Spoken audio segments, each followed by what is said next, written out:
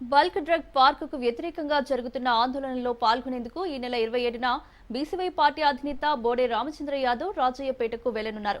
ఈ మేరకు రాష్ట్ర అత్యున్నత న్యాయస్థానం పూర్తి స్థాయి అనుమతినిచ్చింది. అలాగే రామచంద్ర యాదవ్ పర్యటనకు భద్రతా ఏర్పాట్లు చేయాలని పోలీసులను ఆదేశించింది. ఎన్నో అవరోధాలు అవాంతరాలు దాటుకుని రామచంద్ర యాదవ్ రాజయ్యపేటకు వెళ్లనుండడంతో ఆ ప్రాంత మత్స్యకారులు ఆనందం వ్యక్తం చేస్తున్నారు.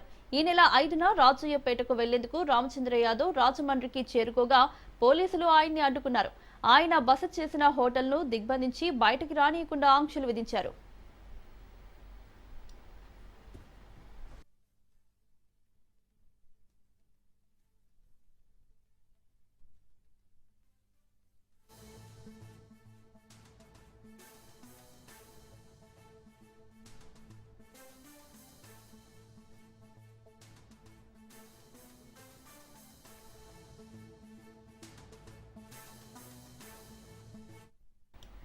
దీంతో ఆయన కోర్టు అనుమతి తీసుకుని మళ్లీ వస్తానని మాట ఇచ్చారు. ఇచ్చిన మాట ప్రకారం హైకోర్టు అనుమతితో ఈ నెల 12న రాజయ్యపేట పర్యటన కోసం వైజాగ్ కు చేరుకున్నారు.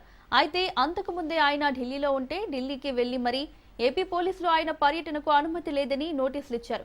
వైజాగ్ హోటల్లో ఉన్న ఆయన్ని పోలీసులు నిర్బంధించారు. భారీ ఎత్తున పోలీసులు వచ్చి రామచంద్ర యాదవ్ ను కట్టడి చేసే ప్రయత్నం చేశారు. ఈ సందర్భంగా రామచంద్ర యాదవ్ కాలికి గాయం కూడా అయింది.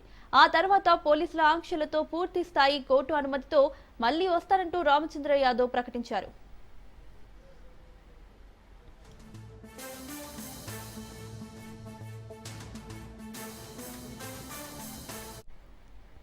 అయితే రామచంద్ర యాదవ్ ను తమ గ్రామంలోకి ఎందుకు రానివ్వడం లేదంటూ రాజయ్యపేట గ్రామస్తులు మత్స్యకారులు ఆందోళనకు దిగారు. జాతీయ రహదారిపై బైఠాయించారు. రామచంద్ర యాదవ్ ను తమ గ్రామంలోకి తీసుకువచ్చేంత వరకు కదలమంటూ భీష్మించి కూర్చున్నారు.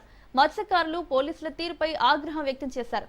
అయితే రామచంద్ర యాదవ్ ఇచ్చిన మాట ప్రకారం పూర్తి స్థాయి హైకోర్టు అనుమతితో ఈ నెల 27న రాజయ్యపేటకు వెళ్లనున్నారు. అందుకు కోర్టు అనుమతి ఇవ్వడంతో రాజయ్యపేట గ్రామస్తులు ఆనందం వ్యక్తం చేస్తున్నారు.